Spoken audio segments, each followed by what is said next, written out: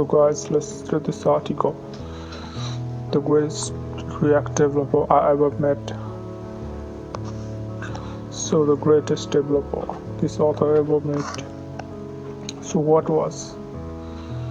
So how he was the greatest developer?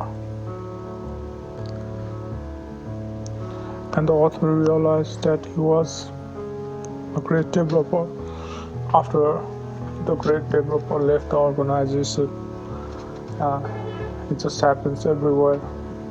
Until you have something, you won't realize that you have the best thing, and when you have lost something, then you think that you have lost an amazing thing.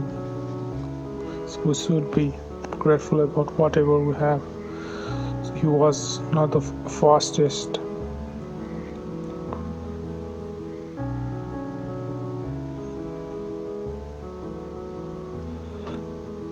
So they were aiming for a monthly release, and at the end of the time they wanted to have a role-based authorization.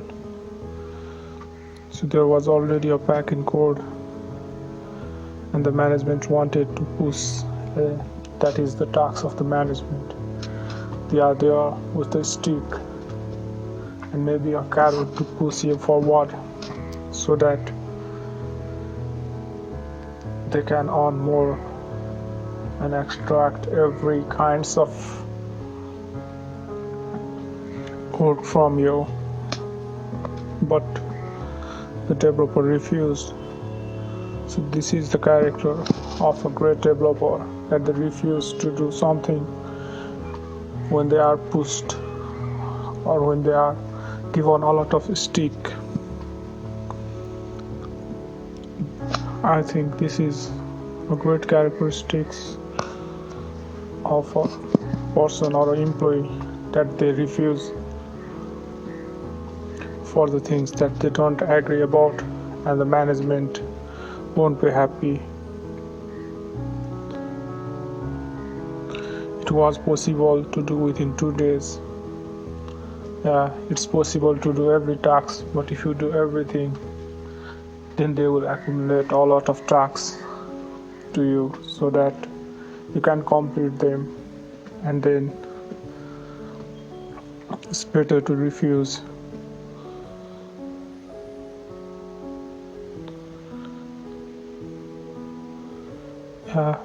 Maybe so this practice may not hurt, but it can damage the company or person's career, or you will get burnt out from trying to think too much or trying to complete all the tasks.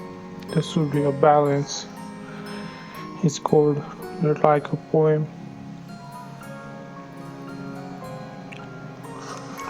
So his code was so beautiful that even the junior developer could understand that that's the requirement for maintainability, that the code should be understood by everyone, and you don't use tricks in the code, tricks like single line,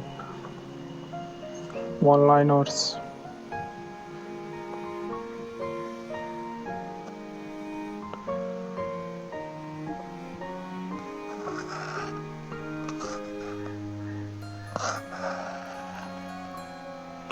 So he cared about the best practices.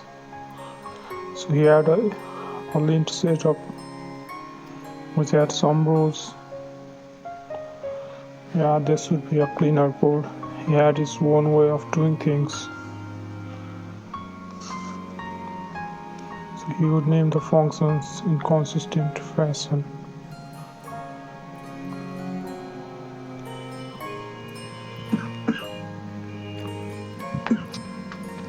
So there would be a function for sorting. So you would do something like this rather than a quick one-liner which is repeating the previous point.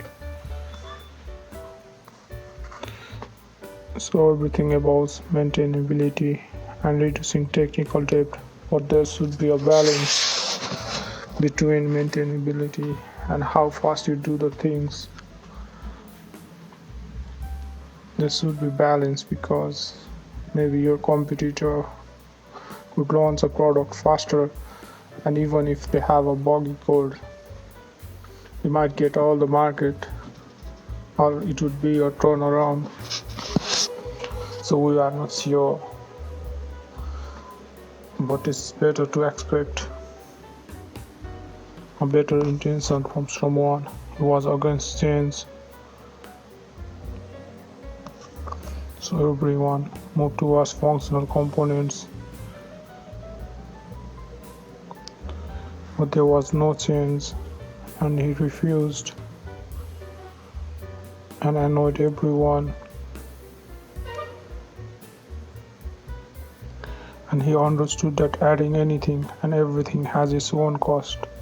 If something works and if it's working now, and if we have a stable product, we can try incremental changes, but rather than that,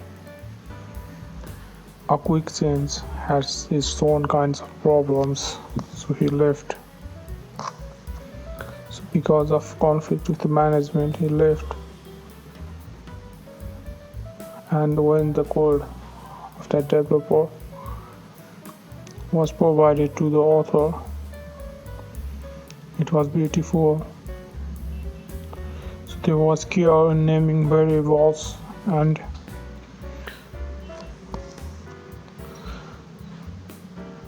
so we should write the code that everyone could understand.